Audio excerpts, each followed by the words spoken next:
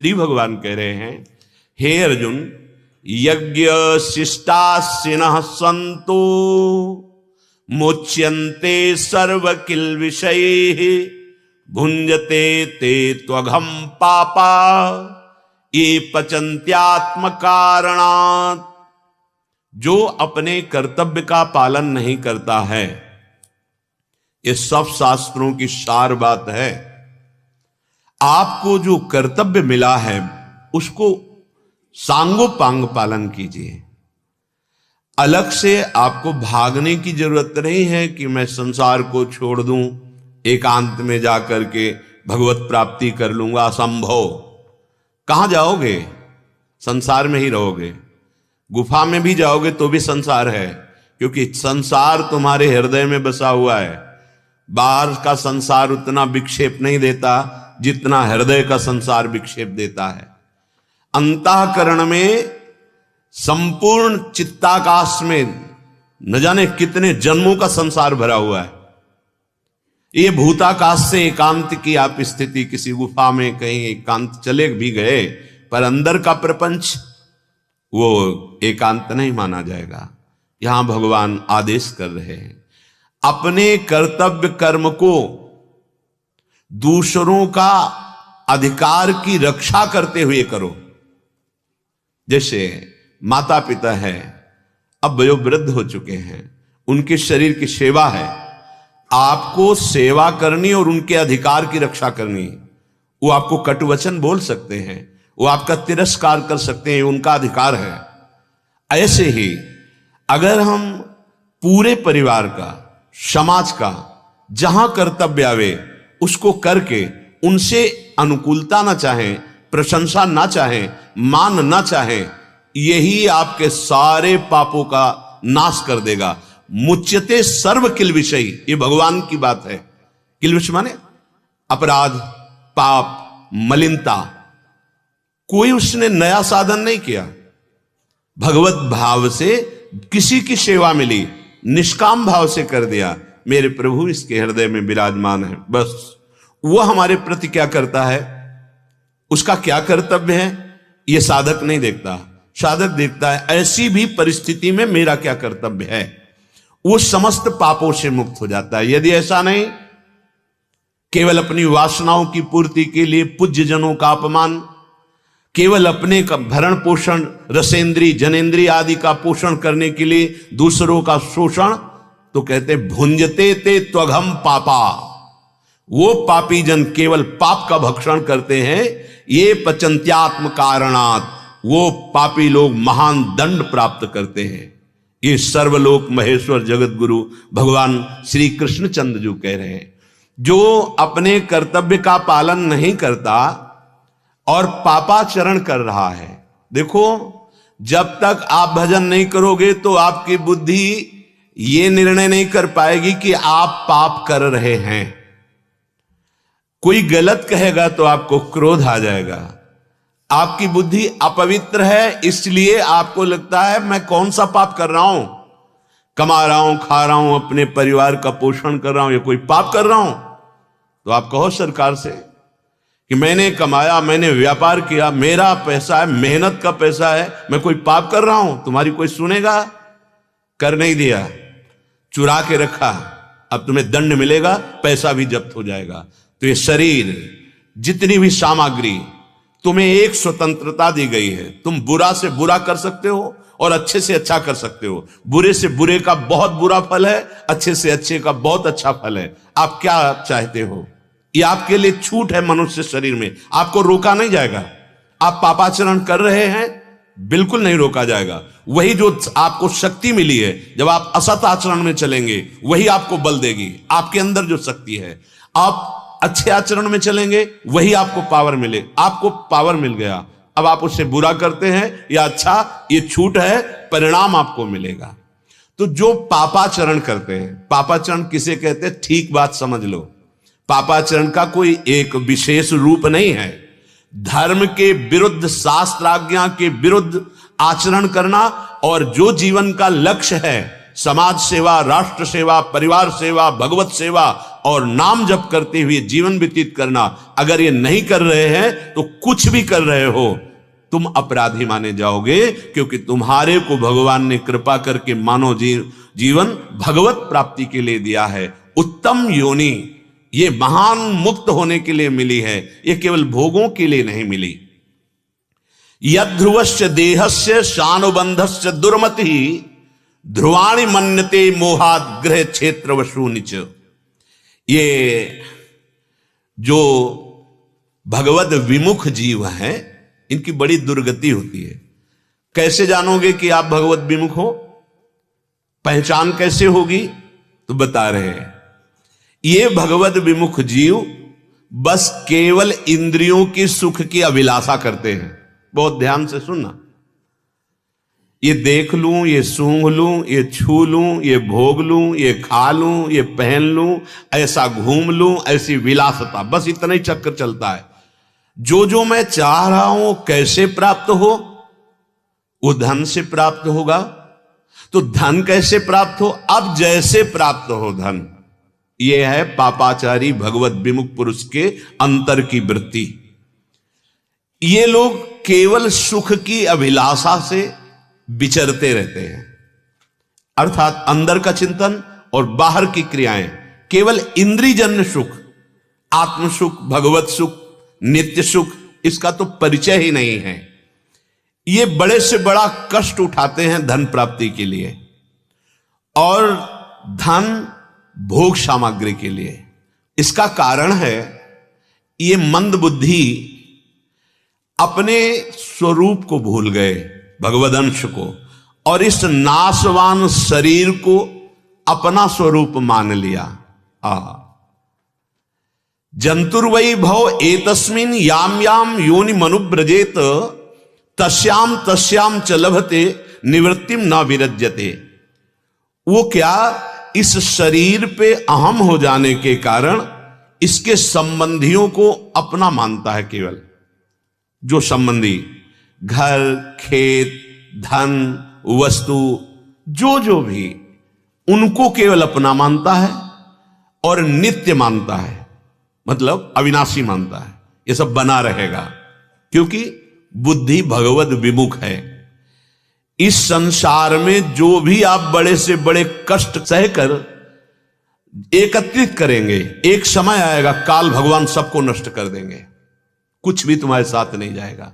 पर मंद बुद्धि होने के कारण यह संकेत उसे समझ में नहीं आता कि बाल्यावस्था गई, जवानी आ गई, वो भी वृद्धावस्था की तरफ जा रही, इसके आगे की अवस्था का नाम मृत्यु है। वो नहीं समझ रहा है। इस संसार में यह जीव जिस जिस शरीर में जन्म लेता है, उसी को पकड़ लेता है मैं, और उसी में सुख ढूंढने लगता है शरीर में। चींटी भी प्रयासरत है पेट भरने के लिए, चींटी भी अपने सुख के लिए भयभीत, जरा सा ऐसा करो भयभीत होकर भागेगी। हर जीव शरीर की रक्षा और इस शरीर से खूब भोग भोगना, अर्थात जीने की आशा और नाशवान भोगों में सुख खोजना। वो कभी ये सोच ही नहीं पाता है कि ये शरीर मुझे कुछ समय के लिए मिला है। देखो कैसा लग रहा है, मैं शरीर हूं और मैं ये कर सकता हूं, मैंने भोगा, मैं भोग सकता हूं, बस यही गणित अंदर चलती रहती है। ये भगवान की ऐसी विचित्र माया से मोहित हो रहा है कि नरक जैसे भोगों में सुख खोज रहा है, नरक जैसे भोगों में। ये द्वार जो शरीर के हैं, मलमूत्र के द्वार हैं, अंदर सब मलमूत्र गंदी वस्तुएं भरी हैं। केवल एक बात के लिए श्रेष्ठ है मानव जीवन, राधा राधा राधा, और अपने कर्तव्यों का पालन। अब वो जिस योनि में जाता है वहां के भोगों को अमृत मानने लगता है। जैसे बिष्ठा का कीड़ा है, उसके लिए बिष्ठा अमृत है, नाली का कीड़ा उसके लिए वही सुख है। वो वहां के सुखों को कभी नहीं छोड़ना चाहता और उन शरीरों को नहीं छोड़ना चाहता, चाहे जिस योनि में जाए। जैसे देखो अपने लोग इस शरीर में कितना बंधे। यह मूर्खता विशेष रूप से मनुष्य में जागृत होती है। क्या? शरीर के लिए सब कुछ करना, अपने शरीर के लिए, और वो उद्धार के लिए रखी गई थी, और उसने उसी बुद्धि का दुरुपयोग करके पतन किया। अब वो इतना आसक्त हो गया स्त्री शरीर में, पुरुष शरीर में, पुत्र में, घर में, पशु में, धन में, बंधु बांधवों में, रिश्ते नातेदारों में, कि वो ये भूल गया कि मुझे जाना है यहां से, और अकेले जाना है। ये बात वो मनोरथों में, संबंधों में अपने को भाग्यशाली मान करके वो इतना हर्षित हो रहा है। पुत्र हुआ, खूब उत्सव मना रहा है, और जब पुत्र बड़ा हुआ, भजन तो किया नहीं, अधर्माचरण से धन एकत्रित किया था, तो उन्हीं को घर से निकाल दिया, या उन्हीं को विशेष दंड, विशेष क्लेश। अब वो उन्हीं पे मोह करके वहीं रो रहा है। उसको अब भी रास्ता नहीं दिखाई दे रहा कि गोविंद है ना, भगवान है ना। एक बार तो भगवान ने हम पर कृपा करके मानव दे दिया, मैं फंस गया था, आज मेरे नेत्र खुल गए, मेरा कोई नहीं, अब मैं भगवान का आश्रय ले लूं। पर नहीं, वो उन्हीं में आसक्त होकर, उन्हीं की चिंता करके, उन्हीं के संग के लिए रोता है, जलता है। अगर किसी से निवेदन भी करता है तो यही कि वो मुझे रख ले, वो मेरा भरण पोषण कर ले। उसे याद नहीं आता विश्वंभर भगवान, समस्त जगत का भरण पोषण करने वाले, मेरे को अवसर दिया था भगवत प्राप्ति का और मैं भूल गया। चलो, मुझे कोई प्यार नहीं करता तो भगवान की कृपा हुई कि मुझे मार्ग मिला भगवत शरणागति। ऐसा नहीं, दुर्वासनाएं इतनी बढ़ जाती हैं कि अवस्था तो बूढ़ी हो गई है, पर अब भी वो उन्हीं भोगों को भोगने के लिए फिर पापाचरण की वृत्ति बढ़ाता है। ये नहीं सोचता कि मेरी अवस्था ढल गई, आगे मृत्यु आने वाली है, कुछ कमा लें, भगवन नाम जप, भगवद आश्रय, भगवत धाम यात्रा, भगवत भक्तों का सेवन संग। अगर उसमें थोड़ी भी चेष्टा है तो पाप ही सोचता रहता, पाप ही करता रहता है। बिल्कुल ऐसा ही है। जब तक भगवद आश्रय नहीं तो ये इंद्रियां, ये मन उसको रौंदते रहते हैं, चाहे शरीर की कोई अवस्था हो। वो धन के द्वारा शरीर बेचने वाले जनों का एकांत में प्रदर्शित किया हुआ भोग सुख वो सर्वोपरि सुख मानता है, अपने आप को मिटाता रहता है। ये शास्त्र है, आपके अंदर की वृत्ति जो चल रही वो महापुरुष जन लिखे। छोटे छोटे बालकों की मीठी मीठी बातों में इतना मन फंस जाता है कि उसको ये आता ही नहीं कि मैं अब राग रहित होकर भजन करूं। अब इंद्रियां और मन इतना फंस जाते हैं कि यद्यपि उसका परिवार उसको पीड़ा पहुंचाता है, कटुवचन बोलता है, तिरस्कार होता है, पर वो मोह के कारण उसी में लिप्त होकर रहना पसंद करता है। मुक्त होने का मार्ग नहीं, पूरा संसार इसी में। उसे सुख मानकर बस यही चिंतन चलता रहता है। ऐसा शरीरधारी पुरुष हिंसा वृत्ति, व्यभिचार, चोरी इसमें बिल्कुल नहीं सकुचाता। वो इन उपायों द्वारा अपने परिवार का पोषण, परिवार की प्रियता प्राप्त करने के लिए ऐसी चेष्टा करता है जिनके परिणाम में उसे घोर नरक मिलता है। कुटुंब भरणा कल्पो मंद भाग्यो वृथोद्यमः श्रिया विहीनः कृपणो ध्यायञ्च वसति मूढ़धी। वो अपने परिवार के मोह में जलता हुआ, तिरस्कृत होकर उसी घर में रहता है। जो कुछ मिल जाता है वही खा करके अपने समय को नष्ट कर रहा है। बार बार वो ऐसा पुरुष प्रयत्न करता है कि मुझे प्यार मिले, पर यही संसार का नहीं मिलता। लोभ, काम ये सब बढ़ जाते हैं। मंदभाग्य, कोई प्रयत्न उसका सफल नहीं होता। वो रोता है, चिंतित होता है, अपने कुटुंब के प्रति विशेष ममता रखता है, और उन्हीं के द्वारा उसका अपमान होता है तब लंबी लंबी सांसें छोड़ता है, कोई तो मेरा सहयोग कर दे। इसके इस असमर्थ अवस्था को देखकर ना उसकी पत्नी, ना पुत्र और ना कोई रिश्ते नातेदार, कोई भी उसे प्यार नहीं करता जो उसकी मांग है। जैसे किसान बूढ़े बैल को वो प्यार नहीं देता, जब वो हल जोतता था तो अच्छे अच्छे पदार्थ मिलाकर, खाद्य पदार्थ उसे चारा देते थे, हरा हरा चारा और बलिष्ठ अन्न आदि मिला के। लेकिन जब बूढ़ा हो गया, हल जोतने लायक नहीं रहा, तो उसको चारा, जानते हो गांव में कौन दे, जब सब जानवर खा लेते जो बचता है वो डाल दिया जाता है, खाए खाए नहीं मर जाए, क्योंकि अब काम लायक तो नहीं रहा। तो कह रहे हैं कि एवं स्वभरणा कल्पम तत्त कलत्रादयस्तथा नाद्रियंते यथा पूर्वम की नासा इव गोजरम। जैसा पहले उसे प्यार मिलता था अब नहीं मिलता, वो उसी प्यार के लिए रोता है। लेकिन जैसे कृपण किसान बूढ़े बैल की उपेक्षा कर देता है, ऐसे रिश्ते नातेदार परिवार सब, वो सोचता कोई तो आके हमसे बात कर ले, कोई बात नहीं करता।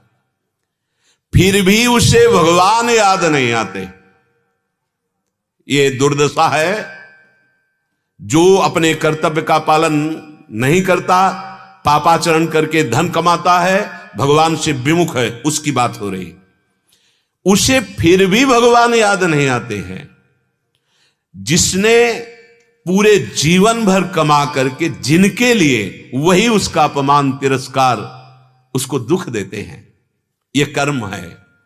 हम दोष देते हैं पुत्र, दोष देते हैं बहू, दोष देते हैं परिवार। ये कर्म है तुम्हारा कर्म ही उनकी बुद्धि में बैठकर तुम्हें दंड, बाद में रोते हैं बेटा ऐसा कर रहा है। तुम्हारा कर्तव्य क्या था बेटे के लिए? बचपन से उसे अगर धर्म शास्त्रों की शिक्षा देते, उसे सतमार्ग में चलाते, उसकी पवित्र बुद्धि का मार्ग बताते, कभी ऐसा नहीं करता। लेकिन आपकी ही बुद्धि पवित्र नहीं थी, वासनाओं में, नाना प्रकार के मोह जाल में फंसी हुई, तो उसका दंड मिलेगा। वृद्धावस्था के कारण उसका रूप बिगड़ जाता है, बहुत दुख होता है उसको। कितने लोग हैं पूरा जीवन केवल अपने शरीर को बिगड़ने ना पावे ऐसे ऐसे उपाय, सर्जरी आदि के द्वारा भी। अब गाल में बिल्कुल लालिमा नहीं रही, फिर भी वो ऊपर से लालिमा लगाना, क्योंकि अब हमको अपना रूप बचेगा, ये रूप मिट्टी में मिल जाएगा। ये पंचभूतों से बना हुआ है, कोई सच्चिदानंद रूप नहीं। होश में असलियत देखो और इससे राग छोड़ो। कैसा निकृष्ट शरीर है यदि भजन ना हो। गर्मियों में कभी कभी पसीना से ऐसे यहां से ऐसे बदबू, और नीचे तो बदबू के स्थान है। कौन सा इसमें सुंदरता है? चमड़ी थोड़ी चिकनी है, उसी को देखकर गर्व कर रहे हो, वो तुम्हारा रूप है नहीं, ये मायाकृत है, एक दिन नष्ट हो जाएगा। वो वृद्धावस्था के कारण रूप बिगड़ जाता है, शरीर रोगी हो जाता है, पाचन तंत्र मंद पड़ जाता है, ना कोई पुरुषार्थ हो पाता है, ना भोजन पच रहा है, और आकांक्षाएं वैसे ही सब। अब उसको जो जलन होती है वो उसी का हृदय जानता है। ये बात अंदर की देखो। भोग नहीं पा रहा, भोगने की प्रबल इच्छा है, नाना प्रकार की भोग सामग्री पाने की इच्छा है, अग्नि मंद पड़ गई है। अब रूप उसका बिगड़ गया है, शरीर में सामर्थ्य नहीं, कोई पुरुषार्थ करने की योग्यता नहीं रही, वो बैठे बैठे जलता रहता है। मरणोन्मुख घर में पड़ा, स्त्री पुत्रादि के द्वारा अपमान पूर्वक दिए हुए टुकड़ों से जीवन निर्वाह करता है। आनंद सत्य मार्ग में चलने से मिलता है, धर्म पूर्वक आचरण करने से मिलता है, भगवद आश्रय से मिलता है, नाम जप से मिलता है, पापाचरण से नहीं, मोह ममता से नहीं। मृत्यु का समय जब आने को होता है तो भयानक उसके अंदर कष्ट प्रकट होता है। जन्मत मरत दुसाह दुख हुई। अपने लोग भी बहुत बार मर चुके हैं, पर माया का ऐसा खेल वो विस्मरण करा देती है। जैसे इसी शरीर में कितनी पीड़ाएं हुई, विस्मरण हो गया। वायु बिगड़ जाती है शरीर की, श्वास प्रश्वास की नलिकाओं में वायु से भीषण कष्ट देने लगती है, कफ अवरुद्ध होने लगता है, बड़ा भारी कष्ट मिलता है जब उसके प्राण निकलने का समय होता है। कंठ में घुरघुराहट है, श्वास ठीक से ली नहीं जा रही क्योंकि कफ अवरुद्ध कर रहा है नस नाड़ियों को। कोई भी उसे प्यार नहीं कर रहा, पड़ा बिस्तर पे नेत्रों से देख रहा है, कोई तो मुझे ढांढस बंधाए, कोई प्यार दे। सच्चा ये विषय है, देखा है ये। अब भगवान का तो स्मरण जीवन में किया नहीं, तो उसको लेने के लिए भयानक यमदूत आते हैं, जिनके दर्शन मात्र से सोच लघुशंका निकल जाए, ऐसे भयानक होते हैं। जो मूढ़ पुरुष इंद्रियों से केवल अपने ही भरण पोषण में लगा रहा, दूसरों का शोषण करके, वो सबकी तरफ देखता है, कोई प्यार, कोई बचाने वाला, कोई दुख निवृत्ति वाला नहीं। और यमदूतों की मार भयंकर पड़ती है और उनका शरीर से जीव को निकालकर एक यातना देह है, जैसे स्थूल देह, सूक्ष्म देह, कारण देह, ऐसे दंड भोगने के लिए देह मिलती। जैसे जब आपको जेल मिलती है तो आप अपने कपड़े नहीं पहन सकते, जेल के अलग कपड़े हैं, तो ये शरीर नहीं मिलेगा कि आप पाप इस शरीर से है, अब भोगना पड़ेगा तुम्हें। उस जो देह मिलती है उसका नाम यातना देह है। ये लोग सोचते हैं यहां शरीर छूट गया तो कहां नरक है, कहां दंड मिलेगा, यातना देह में उसको डाला जाता है। अब भयंकर रोष वाले क्रोधी यमदूत जो दो होते हैं, वो उसको पीड़ा पहुंचाते हैं, भयानक त्रास।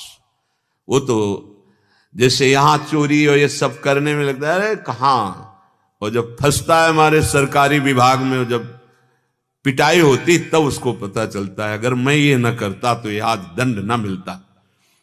बार बार वो मूर्छित होता है, पर यातना देह में ना आप मूर्छित रह सकते हैं, न मर सकते हैं। स्थूल देह में तो यह है कि आपको काटा गया, आप मर गए, गोली मारी गई, मर गए, जहर खा लिया, मर गए। लेकिन यातना देह में नहीं, ना मूर्छित रह सकते हो और ना मर सकते हो। यमदूत यातना देह में डालकर उस अपराधी को बहुत पीटते हुए, बहुत त्रास देते हुए, गले में रस्सी बांध करके यमलोक की लंबी यात्रा कराते हैं। जो गीता जी में कहा भगवान ने कि अगर ऐसा नहीं करते तो पापी हैं, और उन पापियों को दंड दिया जाता है। यमदूत बार बार उसको पीड़ा पहुंचाते हैं, उसके अंगों में, यातना देह में। उसका शरीर थर थर कांपता है। मार्ग में जिन जिन जीवों का यहां मांस खाया है, वैसे ही भयानक रूप धारण करके वो जीव उसके मांस को नोचते हैं। मार्ग में ये व्यवस्था होती है, कभी किसी को भोजन नहीं कराया, कभी पानी नहीं पिलाया, दूसरों को दुख देते रहे, तो उनको मार्ग में भयानक कष्ट मिलता है। उस समय वो अपने पापों का याद, जैसे आपको जो दंड मिलेगा तो आपको याद आएगा, ये किया उसका ये फल है।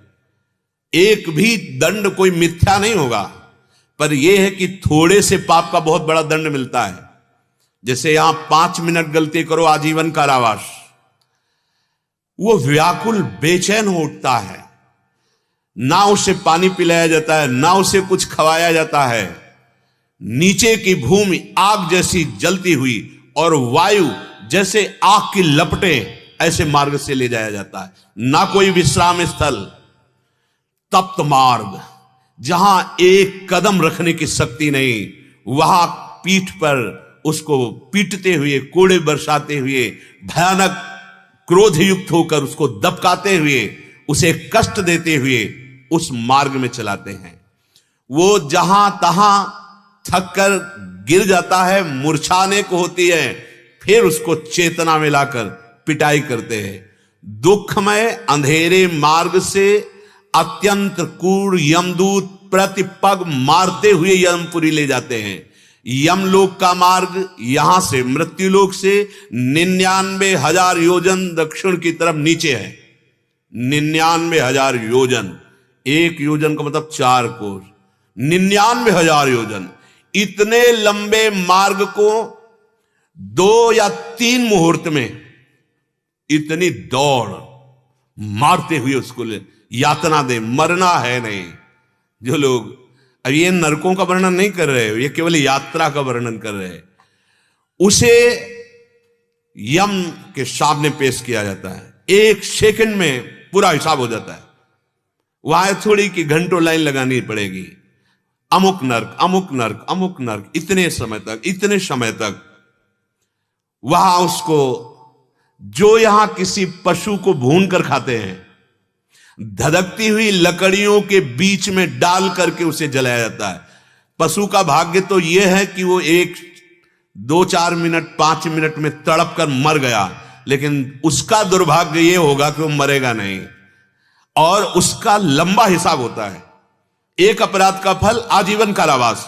ऐसे एक पशु को भून के खाया तो कितने वर्षों तक तुम्हें भूना जाएगा पता नहीं है। अरे ये सब बातें हैं, जब मिलेगा तब तुम्हें पता चलेगा कि बातें हैं। हमें मिले थे एक गंगा किनारे जो डाकू थे, उन्होंने बताया, दिखाया था, उंगली टूटी हुई, नाखून ऐसे सब उखड़े हुए ऐसे, तो हमको बताया कि ऐसी पीड़ा दी जाती है महाराज, गांव का कोई आदमी 5 जूता रोज मार ले सह ले, लेकिन कभी ऐसा अपराध न करे, जेल जाने पर जो दशा होती है। हाँ, ये अभी गए नहीं, वो स्वागत नहीं हुआ, इसलिए आपको लगता है। जो लिखा है ये भगवान श्री कृष्ण द्वैपायन व्यासदेव जी लिख रहे हैं, और जो गान कर रहे हैं परम सत्य में स्थित भगवान सुखदेव जी कर रहे हैं। उसके शरीर को धधकती हुई लकड़ियों के बीच में डाल करके जलाया जाता है। जो दूसरे पशुओं को काट करके मांस खाते हैं, उनका काट काट करके मांस उन्हीं को खवाया जाता है। यह प्रक्रिया 10-20 मिनट नहीं चलती, उसका हिसाब होता है इतने वर्ष। अब आप सोचो, बराबर काट काट करके आप, और वहां भीषण पीड़ा ही पीड़ा है, मरना नहीं है। यमपुरी के गीध, जिनकी चोंच वज्र जैसी कठोर, उनको छोड़ा जाता है। जो यहां दूसरे के मांस को खाते, नोच नोच कर उनकी हाथें, उनकी आंखें, उनके शरीर, पर मरना नहीं वहां। सांप, बिच्छू, डांस, बड़े बड़े विषैले जीवों से उसके शरीर को पीड़ा दी जाती है, जो यहां अन्य जीवों को पीड़ा दी है। अभी तो मस्ती में हो, तभी हम सबसे प्रार्थना करते हैं, मांस मत खाओ, शराब मत पियो, तुम्हारा मानव दे, तुम कोई राक्षस नहीं, हिंसक पशु नहीं हो। शरीर को उसके काट काट कर टुकड़े किए जाते, पर मरता नहीं, फिर कष्ट, फिर जुड़ा। जो यहां दूसरे आदमियों को धोखा दे करके उनको मारते हैं, जैसे विष खिला देना या अन्य विश्वासघात करते हैं, उनको पर्वत शिखर के नीचे दबाकर चकनाचूर किया जाता है, मरते नहीं हैं। उनको जहरीली गैस के गड्ढे में बंद कर दिया जाता है, बंद है कितने वर्ष, कितने कल्प। विशाल बलवान यमदूत के हाथियों से उनको चिरवाया जाता है बार बार। ये यातनाएं तामिस्त, अंध्र तामिस्त, रौरव आदि नरकों में बहुत भारी यंत्रणा दी जाती है। जो स्त्री या पुरुष यहां परस्पर धर्म विरुद्ध भोग करता है, वहां वैसे ही आकृति की आग जलती हुई स्त्री शरीर या पुरुष शरीर, उसको उसी में कितने मिनट, 2 मिनट नहीं, अब कितने वर्ष का आदेश होगा, वैसे ही जलोगे, मरना है नहीं। क्या कहते, मनोरंजन है। तस्मात् शास्त्रम प्रमाणम ते, होश में। ये कोई कहानी नहीं वर्णन कर रहे, ये है, भोगना पड़ेगा। कोई निमंत्रण देता है क्या कैंसर का या नाना प्रकार के रोगों का? पाप परिणाम आता है ना, ये तो ब्याज है, मूल भोगना पड़ेगा। जैसे आप कहोगे ब्याज क्यों है, तो जब आप गलत आचरण में पकड़े जाओगे तो पिटाई होगी ब्याज में, फिर न्यायाधीश से जो आपको वास्तविक दंड मिलेगा कि भाई 20 साल की सजा, फांसी की सजा या ऐसा, और उसके साथ जुर्माना। बहुत छोटा अपराध, डंडा चलेंगे। यहां का है गांव में, जिससे ना लोग जुआ खेलते हैं तो 10-20 लोग देखने में खड़े होते हैं, और जब सरकारी आदमी पहुंचते ना तो जुआ वाले को बाद में पकड़ते, पहले उनके डंडे चलाते हैं। वो कहते हैं हम तो खेल ही नहीं रहे थे, तो देख क्यों रहे थे, यहां खड़े क्यों थे? असत क्रिया देखना, असत क्रिया चिंतन करना, असत क्रिया की किसी भी तरह से संयोग में आना, वैसे ही दंड मिलेगा। बहुत सावधान, मानव जीवन सावधानी के लिए है। भगवान कपिल देव जी कहते हैं, माता, ये जो लोग कहते हैं ना कि अरे नरक स्वर्ग यही है, ये ब्याज का है, मूल तो तुम्हें भोगना पड़ेगा। ये आप इसको मिथ्या न समझें, नरक स्वर्ग को। पुण्यात्मा जैसे स्वर्ग जाता है तो पापात्मा नरक जाता है। ये भोगना पड़ेगा, कर्म किया है, ये दंड अवश्य है। हाँ, मिथ्या उनके लिए है जो भगवत प्राप्ति के लिए कमर कस लिए, न नरक और न स्वर्ग। आ ब्रह्म गुणान लोकान पुनरावर्तिनो अर्जुन, वो मार्ग अलग। अगर आपने कर्म किए हैं पापा और पुण्य, तो आपको भोगना पड़ेगा, दोनों क्षीण होकर के फिर जन्म लेना पड़ेगा। इसलिए होश में। इस प्रकार माता जी, वो जीव अनेक कष्ट भोग करके फिर वो जन्मने के लिए प्रेरित होता है। इसलिए सावधान, ये कुटुंब भगवान का स्वरूप है। इसकी सेवा करना ममता रहित होकर, इसकी सेवा के लिए धन कमाना अधर्म रहित होकर, भले नमक रोटी खाओ, भगवत चिंतन करो, परिवार सुखी रहेगा, आप सुखी रहोगे, आपकी उत्तम गति होगी।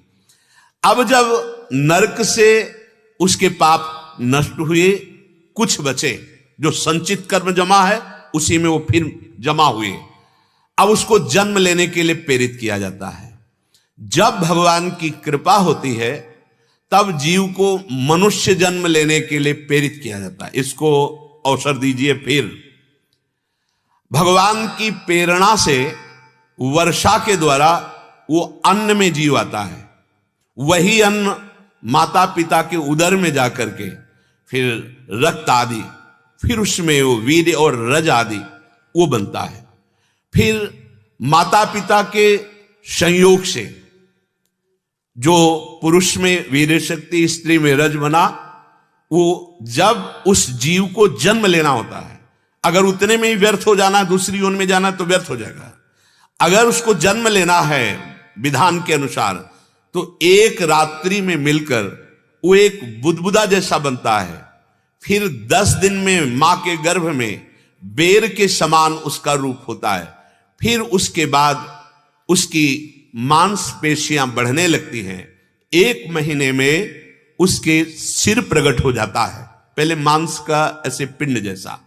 2 महीने में हाथ पैर आदि अंग निकलने लगते हैं। 3 महीने में नख, रोम, अस्थि, चर्म और स्त्री पुरुष के चिन्ह और अन्य छिद्र ये प्रकट हो जाते हैं। 4 महीने में मांस आदि 7 धातुएं प्रकट हो जाती हैं, नस नाड़ियां, रक्त संचार। 5वें महीने में उसे भूख प्यास लगने लगती है गर्भ में। 6ठे महीने में वो झिल्ली से लिपटा हुआ मां की दाहिनी कोख में वो घूमने लगता है। अब भयंकर उसको कष्ट होता है, भूख प्यास, और जहां वो है वो मलमूत्र का कुंड है, ये मलाशय मूत्राशय, उसी के बीच में उसकी खोपड़ी है, ऐसे कुंडलाकार।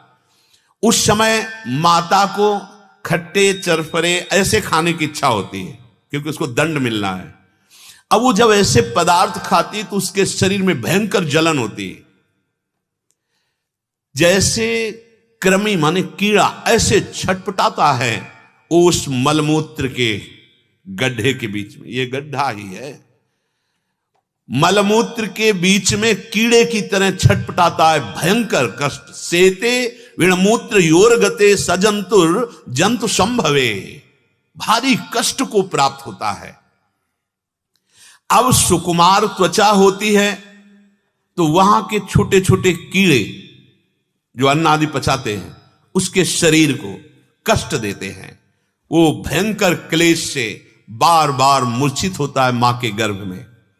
माता कड़वे, तीखे, गरम, नमकीन, रूखे, खट्टे ये पदार्थ पसंद करेगी, क्योंकि उसको दंड भोगना है, यही पदार्थ पसंद करेगी। अब उसके शरीर में पीड़ा, उसका हृदय जल रहा है, ये हम सब भोग के आए हैं। माता के गर्भाशय में लिपटा हुआ महान दुख, पेट, पीठ, गर्दन ऐसे कुंडलाकार, ऐसे वो पिंजड़े में बंद पक्षी के समान पराधीन, इतना कष्ट होता। जरा सा हिलाया माता को प्रसन्नता होती है, हिला, वो भयंकर पीड़ा में है, कष्ट में है, असमर्थ है। इसी समय भगवान की कृपा होती है हर जीव के ऊपर। पहले कृपा हुई मानव देह में जन्म लेने की, अब कृपा हुई भगवान कपिल देव जी कहते हैं, हे माता देवहूति जी से भगवान की प्रेरणा हुई तो उसके अंदर स्मरण शक्ति जागृत हुई। अब उसे सैकड़ों जन्म के पाप कर्म अपने याद आए, गर्भ में बेचैन हो गया, अरे मुझसे बहुत गलती हुई, बहुत गलती हो गई। अब उसका दम घुट रहा है, भयंकर क्लेश और स्मरण बराबर, पिछले जन्म में ये किया, उसके जन्म में ये किया, ये किया, ये किया, अशांत। 7वां महीना आरंभ होने पर यह स्मरण शक्ति जागृत होती है, उसके अंदर ज्ञान का उन्मेष हुआ, क्योंकि भगवान का अंश है। परंतु अंदर की पीड़ा, अंदर की दुर्गंध स्थिति उसको चैन नहीं लेने दे रही है। सप्तम धातु में स्थूल शरीर से बंधा हुआ वो भगवान का अंश अत्यंत भयभीत हो जाता है जब उसको सैकड़ों जन्मों की याद आती है, और वो हाथ बंधे हुए ऐसे उसके हाथ भी नहीं जोड़ सकता, हृदय से भगवान को पुकारता है जो भगवान ने उसे ज्ञान शक्ति दी। अब वो कहता है, प्रभु एक बार कृपा कर दो, मुझे इस नरक से निकाल दो, मां के गर्भ से। प्रभु यद्यपि आपने जो मुझे गति दिखाई है इसमें मेरा परम दोष है, क्योंकि मैंने आपकी आज्ञा का उल्लंघन करके हर जन्म में जब जब मानव देह दिया तब तब पाप कर्म किए, शरीर आसक्त होकर मैंने आपके विरुद्ध आचरण किए, ये दंड मेरे योग्य है। पर प्रभु अब मेरा कोई सहयोगी नहीं है आपके सिवा, सोहम ब्रजाम शरणम है कुतो भयम में। अब मुझ भयभीत को केवल आप ही बचा सकते हो, आप ही रक्षा कर सकते हो। प्रभु मैं आपके चरणारविंद का आश्रय लेता हूं। माता के देह के अंदर यद्यपि मैं भयानक कष्ट पा रहा हूं, बद्ध हूं अर्थात बंधा हुआ हूं, पर प्रभु इसमें मेरा दोष है। हे अखंड बोध स्वरूप परमात्मा, एक बार हम पर कृपा कर दो, एक बार इस मां के गर्भ रूपी नरक से मुझे बाहर कर दो। प्रभु एक बार यदि निकल गया तो मैं जाकर इतना भजन करूंगा कि अब किसी मां के गर्भ में न जाना पड़े। हे विद्या शक्ति संपन्न परम पुरुष भगवान, आपकी इस माया ने मेरी स्वरूप वृत्ति को नष्ट कर दिया, स्वरूप स्मृति मैं कौन हूं नष्ट कर दिया। अब की बार नहीं नष्ट होने दूंगा, बस कृपा कर दो। स्वामी आप बड़े दयालु हैं, जैसे उदार प्रभु ने मुझ गर्भस्थ शिशु को ये ज्ञान दिया, प्रभु ये ज्ञान बना रहे, कहीं ऐसा ना हो कि नष्ट हो जाए।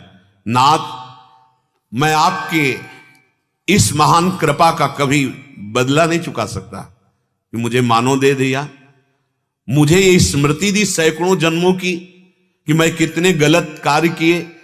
अब मैं गलत कार्य नहीं करूंगा।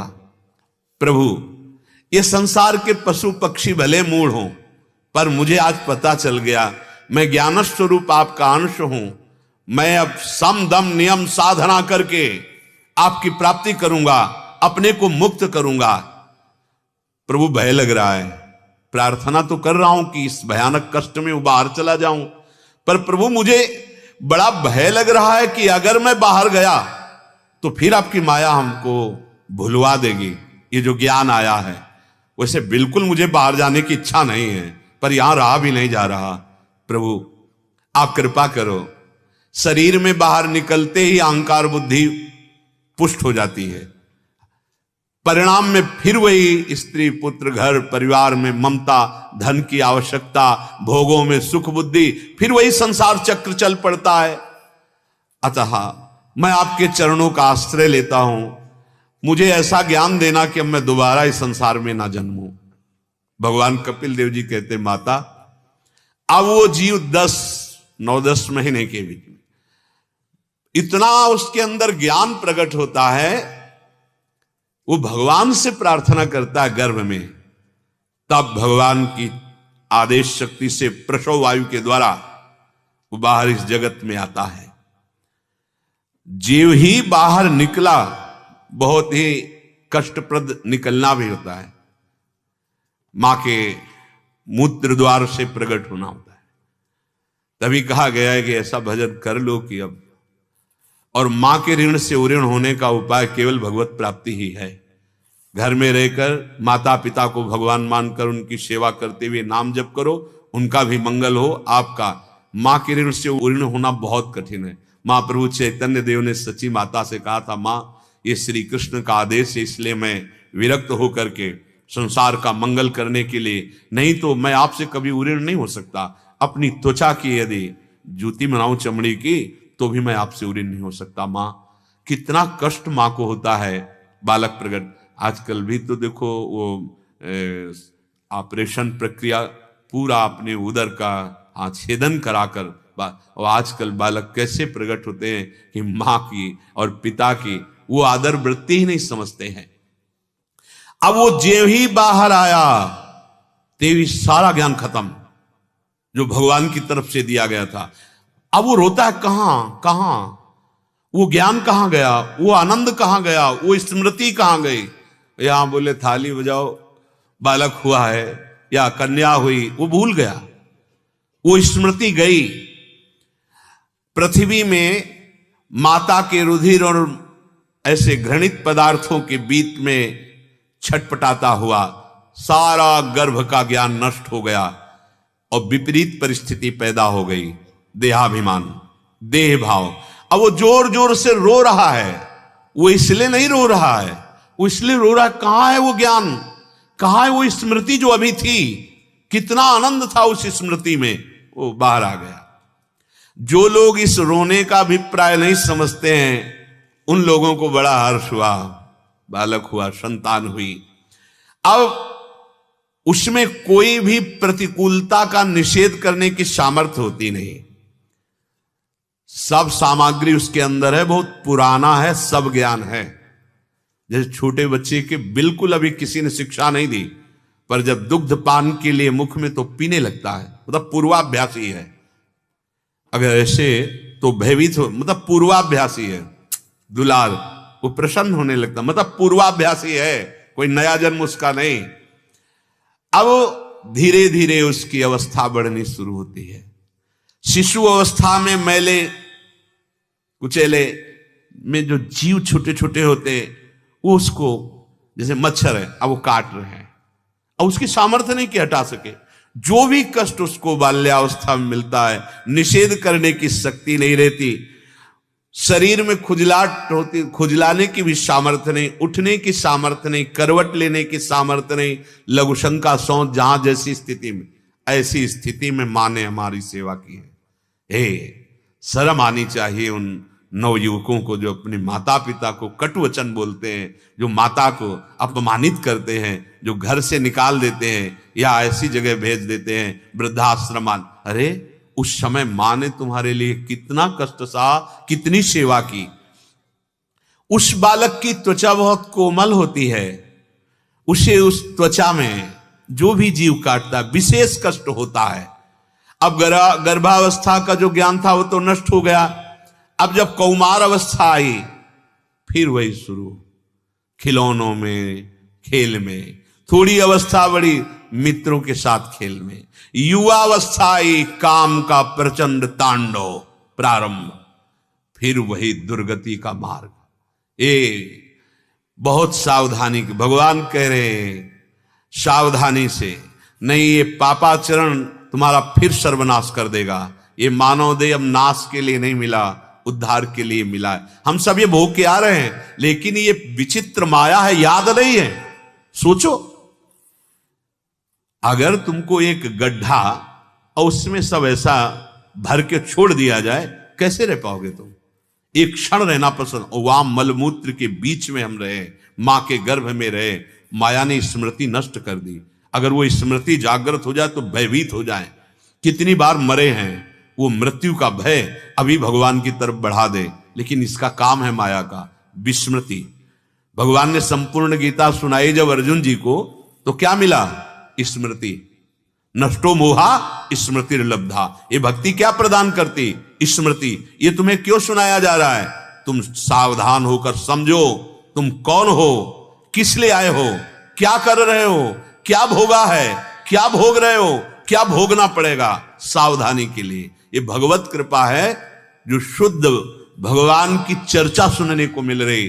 तस्मात् शास्त्रम प्रमाणन्ते। इस समय जब जवानी आई तो किसी की कुछ नहीं सुनना, ये तूफानी अवस्था है।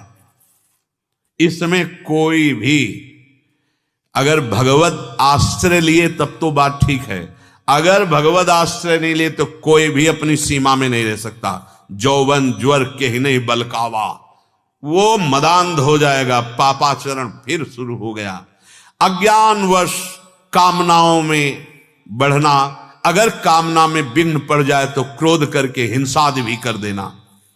अब उसके फिर वही पाप होने लगे जिनसे उसकी दुर्गति हुई थी, और भगवान से वादा करके आया था, बस एक बार हमें निकाल दो इस गर्भ रूपी नरक से, मैं निरंतर भजन करूंगा आपका।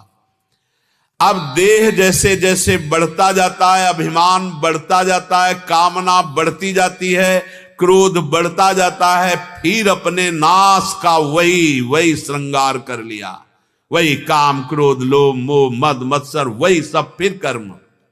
खोटी बुद्धि होने के कारण 5 भूतों से रचित नाशवान प्रतिपल परिवर्तनशील देह में वो अभिमान कर बैठा मैं।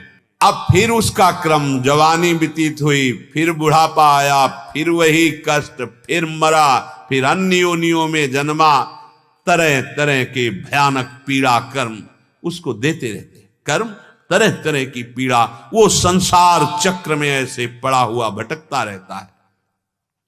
भगवान कृपा करते हैं तो संतों का संग देते हैं। यद सदभी पथि पुनः शिष्णोदर कृतोद्यमई, भगवान उसे संत संग देते हैं जिस पर विशेष कृपा कर दी।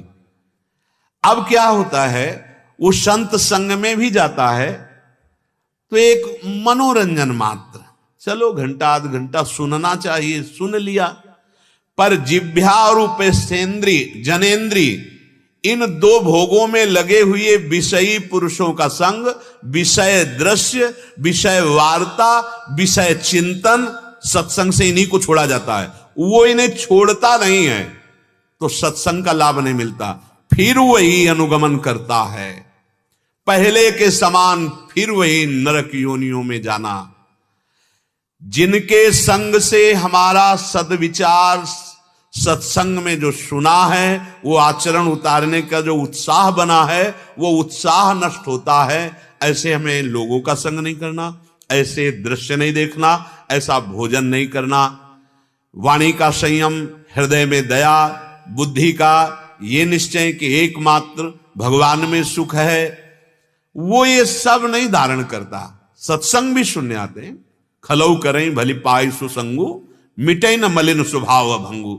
हाँ, वो अपने स्वभाव के अनुसार ही बर्ताव कर। ये सत्संग जानते हो, ये जो अपने को करने और सुनने को मिल रहा है कथन श्रवण को, भगवान अतिशय प्रसन्न है। जब द्रवहि दीन दयालु राघव तो साधु संगति पाई। बड़े भाग्य हैं जो आपके कदम इधर चल कर आए, बड़े भाग्य हैं कि आप सोने से, आप निद्रा से अपने आप को बचा करके सत्संग में बैठे हुए।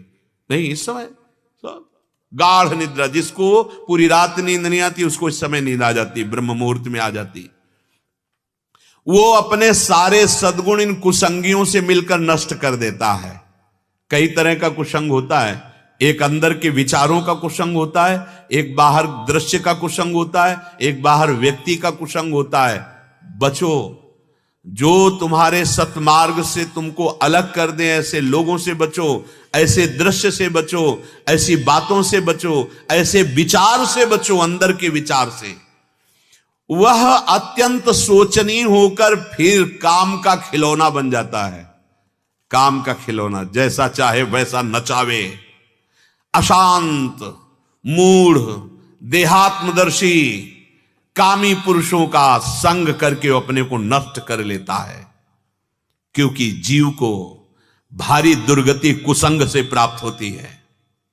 जैसा बंधन कुसंग से होता है, वैसा बंधन और कहीं नहीं होता।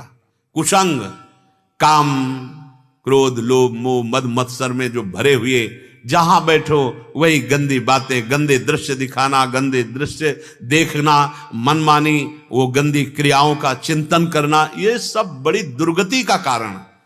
तभी कभी एकांतिक में कहते हैं कि चिंता का विषय है। आज हमारे चरित्र की रक्षा का विषय नहीं रह गया बुद्धि में, चरित्र की धज्जियां उड़ाई जा रही हैं। मनमानी आचरण करना ये हमारी स्वतंत्रता हो रही है। प्यारे, तुम देख नहीं पा रहे हो, तुमको काम क्रोध परतंत्र बना रहे हैं। स्वतंत्र तो तब होते जब इंद्रिय और मन को अधीन करके तुम विकारों से रहित होते, या वही भोग धर्म पूर्वक भोगते, जो एक हमारा शास्त्रों का विधान है। ये भगवान की विचित्र माया को तो देखो। आया था वादा करके भगवत भजन करने, पर इन दिग्विजयी विकारों ने उसको फिर नष्ट कर दिया। अब आप कहेंगे कि भगवान की शक्ति से विकार है, तो फिर भगवान की शक्ति आपको दी है, जैसे बोलने की, तो आप मृदु बोलो, सत्य बोलो, राधा राधा बोलो, भगवत चर्चा करो, देखो तुम्हारा मंगल हो जाएगा। देखने की, आप काहे को काम भाव से देखते हो, भगवत भाव से देखो। आपको हाथ दिए करने के, आप अच्छे कर्म करो, दूसरों की सेवा करो, क्यों बुरा कार्य करते हो? जो भी आपको सामर्थ्य मिलेगी आप अच्छाई में लगाइए, लेकिन नहीं, अच्छाई कर नहीं सकते हो, बुरा करेंगे, इसके बाद कहेंगे भगवान ने तो बनाया है। तो भगवान ही वर्णन करने की, और कुछ भी बना हुआ है उसका विधान के लिए तैयार रहो। जो पुरुष इसी जन्म में भगवत प्राप्ति करना चाहता है, मेरी सेवा के प्रभाव से मेरे समीपता को प्राप्त करना चाहता है, या आत्मा अनात्मा के ज्ञान से मुक्त होना चाहता है, उसे चाहिए ऐसे गंदे विचारों का सृजन करने वाले जो भी लोग हैं, हमारा संग नहीं हो। तजोरे मन हरि विमुखन को संग, जाके संग कुमति मति उपजय करत भजन में भंग। जाके प्रियन राम वैदेही, तजिए ताहि कोटि बैरी सम यद्यपि परम स्नेही। जो ये सावधानी नहीं रखता तो नरक का खुला हुआ द्वार है ये काम क्रोध लोभ। त्रिविधम नरकस्येदम द्वारम नासन मात्मना, कामः क्रोधा तथा लोभा तस्मादेत्यम त्यजेत। भगवान कह रहे हैं, यदि आप कामाविष्ट होकर पराई माता बहनों की तरफ गंदी दृष्टि, दोष वृत्ति, नरक का पूरा आपको सर्टिफिकेट मिल गया है। क्रोध पूर्वक पूज्य जनों की हिंसा या दूसरों को पीड़ा पहुंचाना, वचन से, मन से, तन से, नरक की यात्रा पक्की। लोभा, धन के लोभ से दूसरों को छलना, शोषण करना, अधर्म वृत्ति से धन कमाना, ये नरक का। और एक और है जो तीनों को बढ़ाता है, वो अहंकार है, मद है। भगवान की रची हुई ये माया उसी को भ्रम पैदा करती है जो भगवान के आश्रित नहीं है, जो नाम जप नहीं कर रहा। ये निश्चित मान लो, बचना है, आनंद में पहुंचना है, जन्म मरण के दुख से मुक्त होना है, तो भगवान का स्मरण, भगवान का चिंतन, भगवान के आश्रित होकर सारे कर्तव्य कर्म करना। यदि आप किसी शरीर में आसक्त हुए तो आपका चिंतन बिगड़ जाएगा, वही चिंतन आपकी दुर्गति कर देगा। सबके बीच में रहना दुर्गति का कारण नहीं है, आपका चिंतन गलत होना दुर्गति का कारण है। अगर आपका चिंतन भागवतिक है तो विश्व में जैसे जल से ही कमल प्रकट होता है, जल में ही रहता है लेकिन बिल्कुल असंग रहता है, ऐसे परिवार में, समाज में, लाखों करोड़ों के बीच में रहते हुए भी आप जीवन मुक्त महात्मा, यदि भगवत आदेश का पालन करते हुए भगवान नाम जप, तो इंद्रिया और मन ये धर्मयुक्त विषय सेवन करते हुए भगवत प्राप्त हो जाएंगे। ये भगवान की माया का भ्रमात्मक स्वरूप है। धन में प्यार हो जाना, पुत्र, घर, पत्नी, पति, यही माया फंसाती। तो हम प्यार ना करें, नहीं, प्रीति करो और अधिक करो, स्वार्थ बिल्कुल मत रखो, भगवत भाव से करो।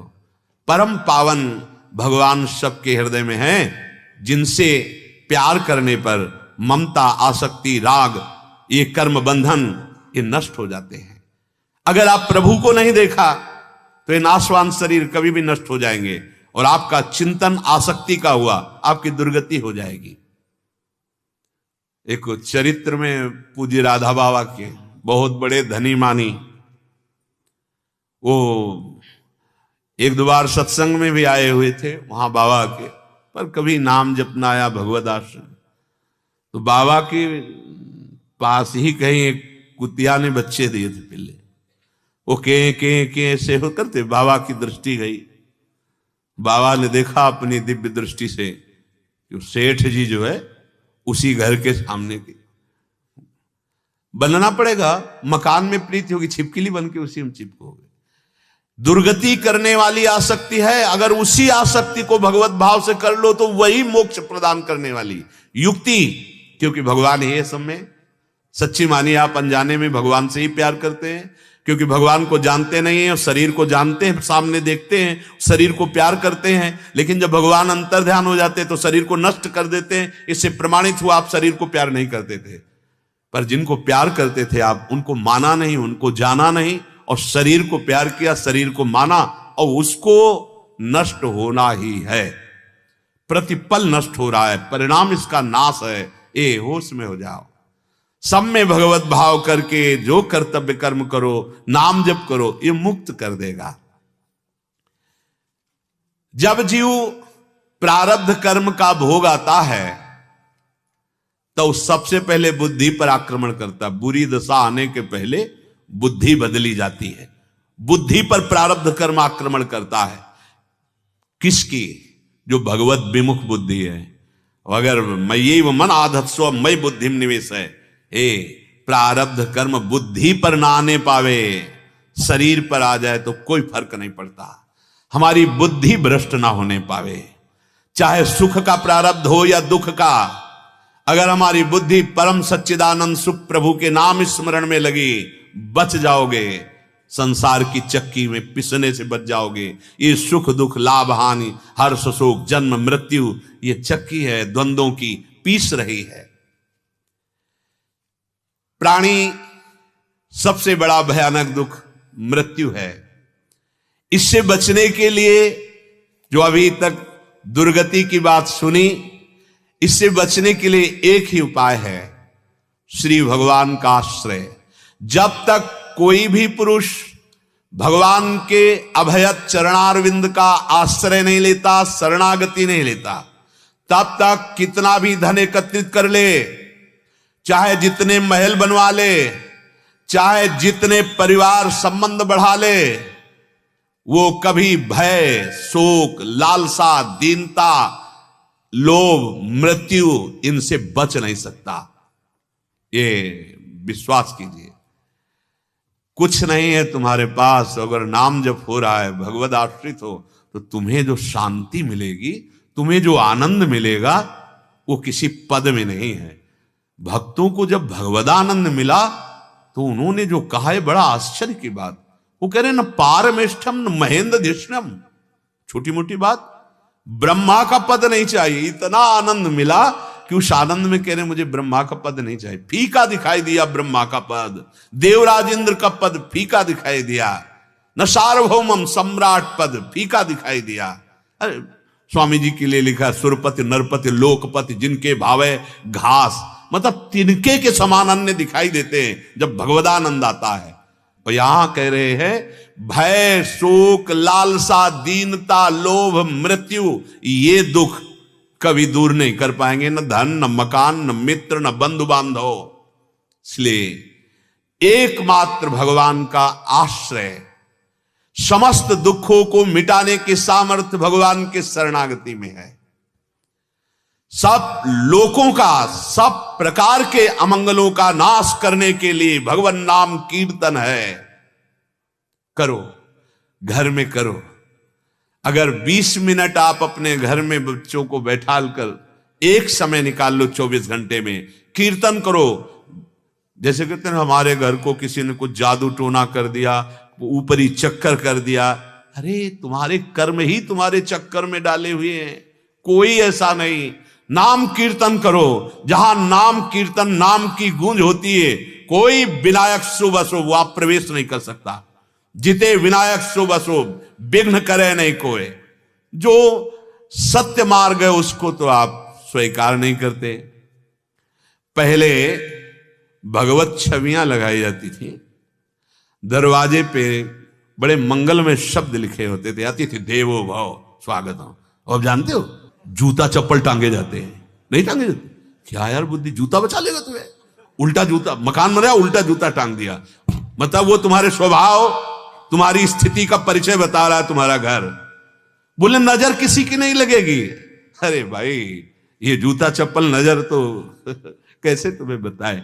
हाँ, एक आए थे तो उन्होंने कहा कि ये बहुत महत्वपूर्ण लोहे की जो हम पहने ना, आपका क्या राय है? ये घोड़े की नाल की है और उसने कहा कभी शनि भगवान जो है आक्रमण नहीं करेंगे। तब तो घोड़े को परम पद मिलना चाहिए, जिसकी नाल की अंगूठी का इतना। अरे भाई होश में, हरि शरणम भगवान का आश्रय। बहुत बिल्कुल समझ लो, सब लोगों का सब प्रकार का मंगल नष्ट करने के लिए एकमात्र भगवान का नाम कीर्तन। नाम संकीर्तनम यस्य सर्व पाप प्रणाशनम। जहां नाम कीर्तन होता है, देखो एक महल था जिसमें बहुत से भूत प्रेत रहते थे, खंडहर जैसा। मीरा जी ने जो ही करताल उठाकर नाम कीर्तन, भगवद आरती, भगवत धूप, सब प्रेत परम पद को प्राप्त हो गए। अगर कोई अमंगलकारी ग्रह नच, उनका भी मंगल हो जाता है नाम कीर्तन करने से। कई बार ऐसा चरित्रों में पढ़ा है कि संतों के पास बड़े भयानक प्रेत आए। वो इसलिए नहीं आते, उनकी ताकत नहीं कि डरवा दें या उनको कष्ट दे, वो अपना कल्याण कराने के लिए आते हैं कि आप करुणामय हैं, आप भजन के प्रभाव से हम पर कृपा करें हैं और हम प्रेत योनि से मुक्त हो जाएं। आपके घर में कोई भी अमंगल छू नहीं सकता है यदि नाम कीर्तन हो रही और कहीं 10-20 मिनट भगवत चर्चा, 4 श्लोकों का अर्थ भागवत का, 4 चौपाइयां भगवत चरित्र की आपने गा दी, वो घर नहीं, वो तीर्थ है भाई। लेकिन आजकल मदिरा पान करके जो तांडव होता है, तो फिर वहां विघ्न आवे या ना आवे, तुम खुद ही विघ्न हो। कहां रह गया है? गांव में पहले देखा जाता, बिजली तो थी नहीं ना, तो दीपक ना इतनी बड़ी शीशी में कपड़े के ऐसे लगा के और उसमें केरोसिन और जला देते, और उसमें 10-20 लोग ऐसे बैठे रामायण सुन रहे, भागवत सुन रहे, विचार पवित्र हो रहे। रोज शाम के आप अगर पूरे गांव में, पहले ऐसा था कि अगर आप घूमे तो 10-20 जगह कीर्तन हो रहा होगा। हाँ, कोई श्री राम जय जय राम, कोई भगवान नाम, ऐसे कीर्तन मिलता। आज पहले देखा जो सुबह सुबह मिलते थे राम नाम भैया जयराम जी की, ये एक स्वाभाविक प्रक्रिया थी। पूज्य जन है तो पाए लागू, कितना पवित्र आए। आज का मिलन कैसे होता है कि हाय तुम्हारा दर्शन हो गया, सुबह सुबह तुम्हारा दर्शन हो गया। और पहले होता था जयराम जी की, बोले राम राम भैया, 2 बार भगवान का नाम लिया। हाँ, भगवान नाम कीर्तन। अगर आप मंगल चाहते हो अपना, अपने परिवार का, अपने घर को निर्विघ्न चाहते हो, तो 10-20 मिनट कीर्तन करो। कुछ नहीं आता, सबसे बड़ा संगीत भगवान ने दिया है। राधा राधा ऐसे ताली बजाओ, नाम कीर्तन करो, ये बहुत बड़ा संगीत है। और इसके लिए कोई सीखने की जरूरत नहीं, सारेगामा पधनि, ये तो अपने हाथ का संगीत है। 4 लोग मिलके ऐसे राधा राधा नाम संकीर्तनम यस्य सर्व पाप प्रणाशनम।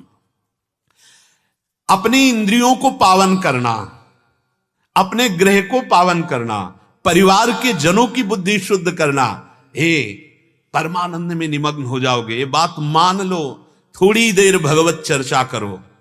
आजकल तो यंत्रों की सुविधा है, मोबाइल को विराजमान कर दिया और भावना किया कि साक्षात संत बोल रहे हैं, बैठकर और आनंद से बैठकर सुनो। 10 मिनट 20 मिनट अपने बच्चों को बैठाल करके सुनाओ, ऐसे प्रसंग सुनाओ जिनमें उनकी संयम, पवित्रता, चरित्र मंगलमय हो। मन ही मन उनके अंदर लालसा होती है, जो सुना जाता है, जो देखा जाता है, जो बोला जाता है। ध्यान देना, अब वो बच्चे समाज देख रहे हैं गंदे दृश्य, संयम का अभाव, मन में वही मनन, वही गंदी बातें बोलना, तो दुष्कर्म के सिवा और कुछ नहीं हो सकता। फिर बाद में रोते हैं कि हमारे बेटे ऐसे, हमारे ऐसे। आपने कर्तव्य किया जो करना चाहिए था। भूख, प्यास, बात, पित्त, कफ, सर्दी, गर्मी, वर्षा, जन्म, मृत्यु, ये कितने चक्र हैं, कितने प्रवाह हैं।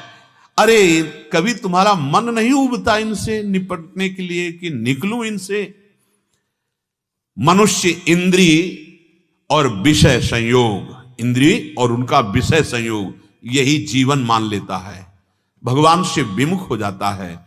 संसार की चक्र की निवृत्ति का एकमात्र उपाय है भगवान का आश्रय, नाम जप, नाम कीर्तन, भगवत लीला गायन। शेष चर्चा आगे। श्री राधा वल्लभ लाल की।